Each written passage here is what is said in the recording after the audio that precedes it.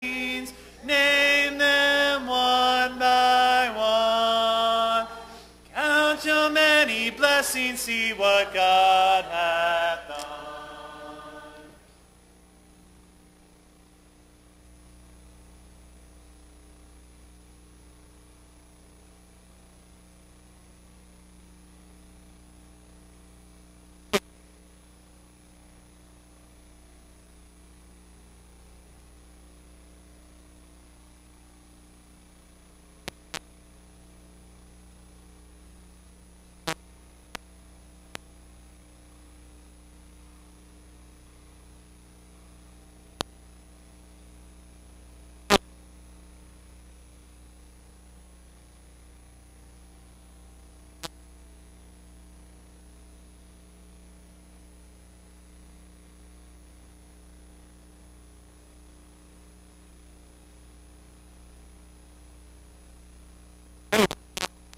I want to ask you to do something different this morning, maybe to ask you to do something that's not something you may want to do, something that I think is kind of difficult, something that is a little unpleasant.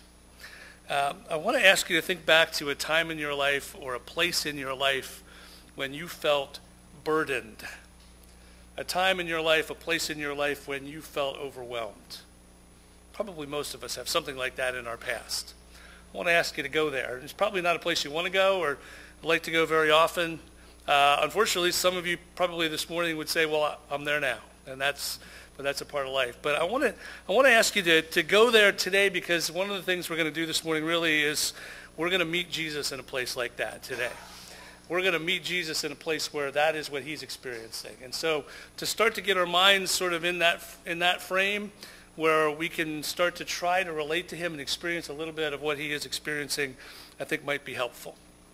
We have been, as you know, going through that week of Jesus' life. I always want to call it the last week of Jesus' life, but there is a resurrection, right? And there is that 40 days on earth, and there is the fact that he's still alive, but it's the last week before he dies. And it starts on Palm Sunday, it ends with the resurrection. The text in the four Gospels that we have been looking through.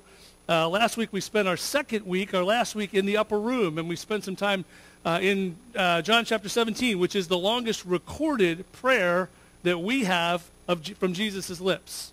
And so fascinating to go through and dissect that. And we spent some time talking about the things that he focused on, how he prays for God to take him home in essence, so that he can start the clock on when he can come back again and save us finally and forever. And he asked God in that prayer to spiritually, not physically, but spiritually protect his apostles as they get ready to experience a life without Jesus and to go out into the world and to accomplish his mission, which ultimately will cost almost every one of them their lives. And then in what is really poignant as we start to think about this, he prays for us. Jesus, 2,000 years ago, closes that prayer by praying for you and for me and for all of those who will follow him throughout the rest of history, however long that goes. And especially that we would be so unified, as Ryan talked about this morning, that we would have so much love for each other that other people would look at us in the church and that they would see Jesus. It's a powerful prayer. And now they are leaving the garden, and it is on the timeline of the week. It is now moving into Thursday night, Thursday evening. And so they go out of the upper room, and they head back to the Mount of Olives. One of the accounts, I think it's Luke, says that Jesus throughout this week is spending every night there. He goes back there every evening to sleep. And so they're back there, and on the side of the hill, and it's called the Mount of Olives. It's not much of a mountain. I guess it depends on where you're from. If you're from Kansas, it's like Mount Everest, but you know how that goes. But they're back on the side of this hill, and in this hill is a garden, and in this garden is a Gethsemane. And a Gethsemane is an olive press. And here are the references where you can find this story in the four Gospels. We don't talk about olives that much, but if you stop and make note of all the times that olives are referenced, especially in the New Testament, you start to realize that olives were as much a part of Jewish life as maybe sheep were. And the problem with that as well is that these are cultural references that we miss because we do not live in an olive-producing culture or a sheep-herding culture. And so sometimes we don't understand what they're talking about, and maybe we would benefit from some information. So what I want to do right now is I want to show you a video. It's 2 minutes long. I want to show you a video that is taken in a Gethsemane. And I think this will give you some information, if nothing else, maybe set the stage for what we're going to be talking about. But maybe as you start to think about how this all works, how olive oil is produced, you can start to think about maybe where we're going to go a little bit this morning as well. So here is this video, 2 minutes, promise 2 minutes long.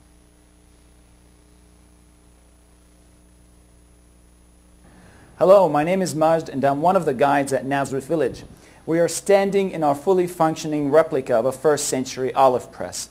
We are entering the rainy season at the moment, November and December, and this is the olive season, so our villagers already started harvesting the olives off of the trees, and we bring them in here in order to press them. Of course, olives are hard. You cannot just press them right away. The first thing you do in the process is crushing them. And that's what we use this big stone over here. Mosey, the donkey, is helping us move the stone around. And this stone will crush the olives and the pits. Everything needs to be crushed so finely until it turns into paste. And then it's ready for the next stage of pressing. The crushed olives then are placed in baskets like the one you see over here. We're hanging it on the wall. But of course you lay it flat. And then there are pockets to the sides where you put the crushed olives, preparation for the actual pressing process. And then you take about 10-15 baskets to press them together at the press. Now the baskets are brought over here and stacked on top of each other. Underneath them there's a hole in the ground that is about 2 feet deep, and it gets also a bit wider as it goes in. So as you press the baskets over here, oil is going to gather underneath. The beam of wood sits on top of the baskets, applying its weight as pressure. And then the three weights, the stone weights, are lifted using pulleys and leverage in order to apply more pressure on top of the baskets. Each group of baskets gets pressed 3 times. The first time you apply pressure, you get the best quality oil. And according to the Jewish law, the first of your fruits you offer to God. So the oil from the first pressing, they will not use at home. They will take it to the temple in Jerusalem. The second time they applied pressure, they got good quality oil, and it was used for food, medicine, perfume, and cosmetics. By the time they got to the third pressing, though, the quality of the oil was really bad, and they would use it for oil lamps and making soap. The olive press has a very strong connection with Gethsemane. The word Gethsemane comes from 2 Hebrew words, Gat Shmanim, and they literally mean press of oil. I love PowerPoint. For some reason, randomly, it decided to start the audio 5 seconds before the video. But you get the idea, and really the video was the most important thing here. And so you can see now how olives are pressed, how they're crushed and then pressed to get oil, and the oil is used for different things. And the types of weights, probably we could have spent a little more time showing you some other pictures of the different types of weights that are used to push down on these olives to produce this olive oil. And I think that what happens here is that this becomes kind of an interesting metaphor for what is happening to Jesus in the garden. This idea of weight, this idea of Jesus carrying a burden, Jesus being near the breaking point. Remember, he seems aware of this. This is the last night before he will die. I think most of us probably in our lives will not necessarily know, I'm going to go to bed tonight, and when I get up tomorrow, I'm going to die. And so he carries that bit of information with him, as well as all the other things that are going on. And so he passes this night in this garden, either by or possibly even in this olive press. It could be that this is where he is, where he's taking shelter on the side of the mountain, and he's in this environment. And I want us, as we think about the weights of the olive press, I want us to think about the weights that are on Jesus at this point in his life. At this point in Jesus' life, he is dealing with the weight of being let down. And this, you think about life and all the hardships and all the struggles, all the pain that comes from life. Life is like that. We don't like to admit that. When our kids are little, we don't want to tell them that necessarily. And yet, we know that pain is a part of life. It's a product of being human beings. And I think too many of us probably have some firsthand knowledge of a very acute kind of pain. And that is the kind of pain that comes when you trust in somebody and they let you down. You trust in somebody and they prove themselves unworthy of that trust. And that is an incredibly difficult thing to deal with. That is an incredibly painful thing to deal with, either, trying to reconstruct and rebuild trust once it's been lost. That's a painful process if you've ever gone through that in a relationship. And sometimes those relationships are not repaired. And so trust is broken, you feel the pain, and eventually you feel the additional pain of the complete loss of relationship. And so this is a terrible thing. And I believe that this is part of the weight that Jesus is experiencing here, part of the weight that Jesus is carrying here as we see him in this garden by this olive press. This is Jesus, the human being, right? Let's remember, Judas, one of the 12, has just literally put a price on the value of his relationship with Jesus. He has, in essence, said, I've spent every moment of my life with you for the last 3 years, and that is worth 30 pieces of silver. Somebody give me 30 pieces of silver, I'll give you Jesus.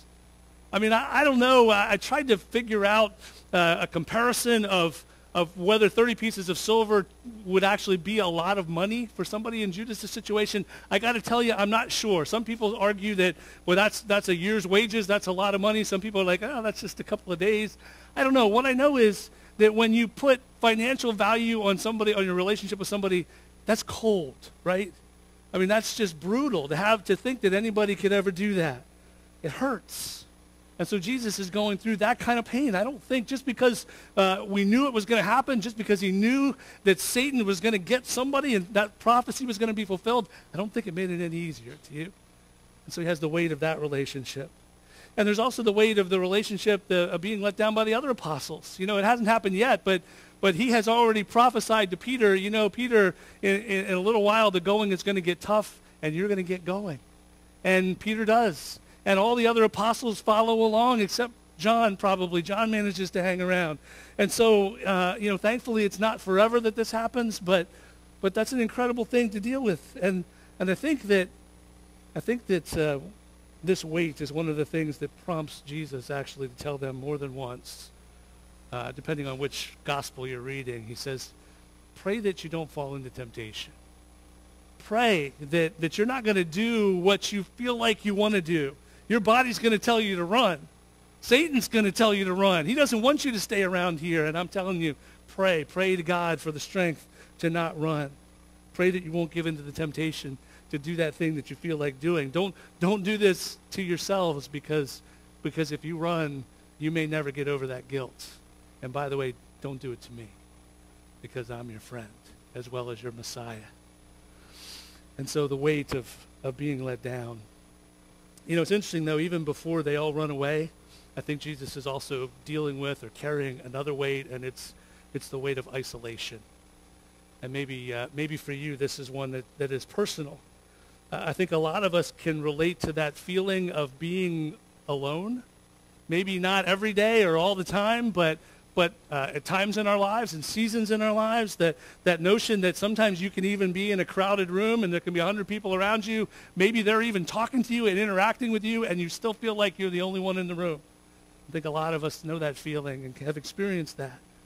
I know that I've shared this bits and pieces of going through divorce with you. One of the things that has been one of my hardest struggles since my divorce, even though it's been over 10 years, is not being lonely. I don't ever get lonely. I have wonderful family and church family, friends, wonderful relationships in my life, but that feeling of having everything like on my shoulders, the feeling that all the decisions that are being made in my life, I have to make them alone, and how that puts you in a place of isolation. And I know logically that I'm not isolated. I know that there are all sorts of people who are in my life and who want to help with those things and want to help carry that burden, and people who do that, and yet you have those moments. And that feeling of isolation, I got to tell you, if you've experienced it, it can be debilitating. It's one of those things that can shut you down. You just want to sit in a room and just not move because you just don't know what to do. Isolation is a powerful burden, a heavy burden to bear. It's interesting to see Jesus here as he deals with this, and he tries some different things to conquer or maybe shed this weight of isolation. Some of it, ironically, is that he looks first to his friends, and we would all do that, especially in close Christian relationships. And so, yes, he does look to the apostles. They have come with him. He wants them there. He even has his inner circle there, Peter, James, and John, and he says, while the other apostles are there, he grabs those three guys and takes them over for a little more focused, so they're going to get this really great look at how much agony he's in as he carries these weights. And so they're there, and he's hoping that they will help. And yet the indelible image of the apostles, I think, from the garden really is this. I mean, that's what we remember the apostles. Jesus says, I need you. I need your help. I need you to pick me up. And the apostles are there, and they can't keep their eyes open. They're too sleepy to support him and relieve him of this burden. And so, of course, he looks to God for relief. And, you would expect of all people that Jesus would do this. He goes to his Father. And we have recorded there, again, depending on which version you read, most likely 3 separate prayers, 3 times that he prays, in which he is praying this basic prayer, this core idea, please God, take this cup from me, take this experience from me, please make it so that I don't have to go through this. And so he has that communication with God. And what is amazing is God even answers this prayer maybe in a way that Jesus didn't intend. God, at some point, according to Luke's gospel, only Luke has this, that God sends an angel. And the angel appears to him, and beautifully, powerfully, the angel strengthens him. And so he has some relief there from this spiritual resource. Talking to God, God sends an angel, the angel strengthens him, and yet even that is not enough to take away this burden of isolation that Jesus is carrying in the garden. And maybe that's because even with the encouragement of others, even with the source of strength that God is for him, even with the angel that comes to attend to him, he still can't escape another weight, and that is the weight of responsibility. The mission that God has sent him on, the thing that he has come to do, the redemption of mankind. Well, you talk about a mission statement. You talk about getting up in the morning and having something to do that matters, having something of significance to do, and it sounds really glorious, doesn't it? Well, what's your job? What's your purpose? I'm going to redeem mankind. I'm going to save mankind from their sins. That sounds really cool, and it is a glorious thing, but what a cost. What a cost to be entrusted with that mission.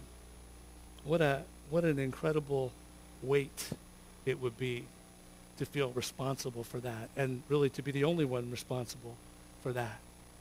I mean, think about the difficulty of the task itself.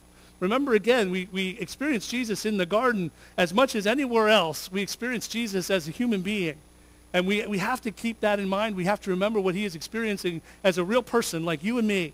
And so that's what this is all. This is his experience here. This is his frame of reference. And so he is facing, at this point, what he most certainly knew. If he didn't know all the details, he most certainly knew that the death he was going to experience tomorrow was not going to be of the quick and painless variety, right? It wasn't going to be that, you slip the guy with the axe a few extra bucks so that he cuts your head off with the first chop, like happened sometimes in medieval society. It wasn't going to be like that. He was going to suffer as he went through this terrible thing and as he died. And so remember, again, Jesus is a real man. He's got real skin. He's got real bones. He's got nerve endings. He's got senses. And so as he goes through this, he is going to experience physical pain for real, because he's a real man. He's a real human being. And so the difficulty of that task, add to that the pain of actual separation from God. And I think we have to think about this. I hadn't really thought about this too much until I was wrestling with this a little bit.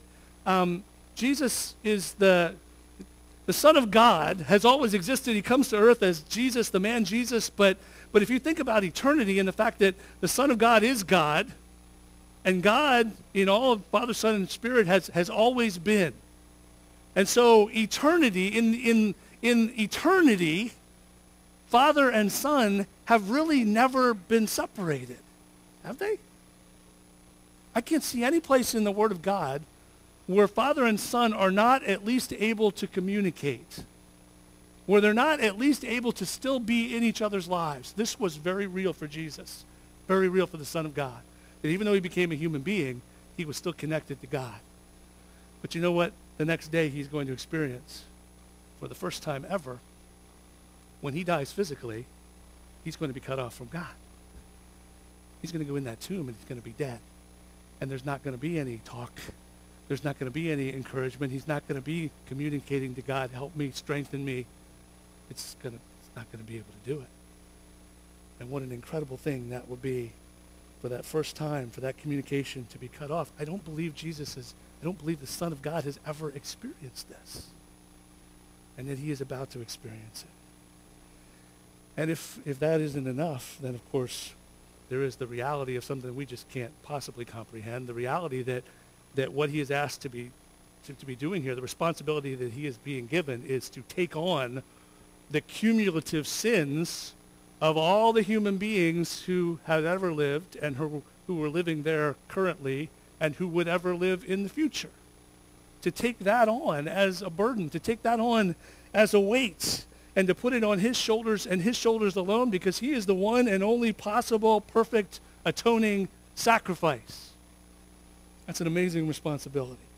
I'd be lying if I told you I could begin to taste what it would be like to have that kind of responsibility put on your shoulders. And so, I just think again about weight after weight after weight. I think back to that Gethsemane and the weight that crushes, and then the weight of the baskets on top of each other, more weight, and then the 3 weights that they're hanging from the post, and then the pressure put down on top of the post, and weight after weight after weight. And it just reminds me of what it must have been like for Jesus in the garden. And then as I think even more about it, I think maybe even one more weight, one more placed on top of that. I think I said earlier that Jesus could not escape this responsibility, that this is just, it had been given to him, it was his, it was going to be his to bear. And you know what? I think that that's not entirely true. Because add to his burden the weight of choice. The weight of the reality that he had the ability, he had the choice to make it stop. That at any point in this process, he could have said, that's it. That's enough. I'm done. Send in the angels. Get me out of here. He could have done that. And this, again, this is a real, living, breathing human being. He's a man. He's not only a man, but he's a man.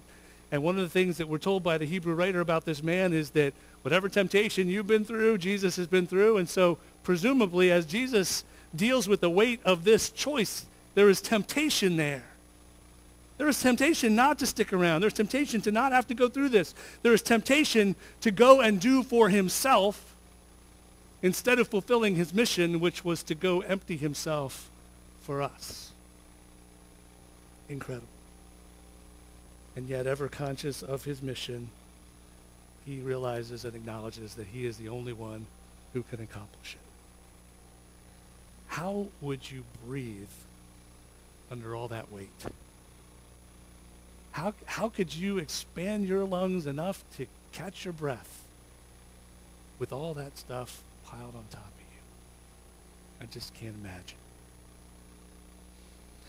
I'm not sure as we continue in this series. Next Sunday is a time when we're going to spend looking at the trial, and I don't exactly know what our focus is going to be there. I do know that through the trial and the crucifixion, I think one of the things I always think about is how otherworldly Jesus seems when he's standing there in front of these false accusations, when they're telling lies about him, when he's hanging on the cross and forgiving people, all that stuff. It doesn't seem real. And I think back to the Sermon on the Mount way back in the beginning of his ministry, and some of those teachings that he gives us there, that we read them and we go, that's impossible. Nobody could do that. And when we see Jesus in the trial and the crucifixion doing those things. And so, it's just, he doesn't yield to temptation when you and I probably would. And so that's where Jesus, to me, seems the most like using the power of God within him to do what he's supposed to do instead of what he wants to do. And so that just seems otherworldly to me. And yet here in the garden, Jesus is just so human. He's just so like you and like me. Even though he is still God, it's an amazing thing to see his humanity. And I think, we search as we read passages like this, the narrative in the Bible, the stories. We want to find application. It's sometimes difficult to do that.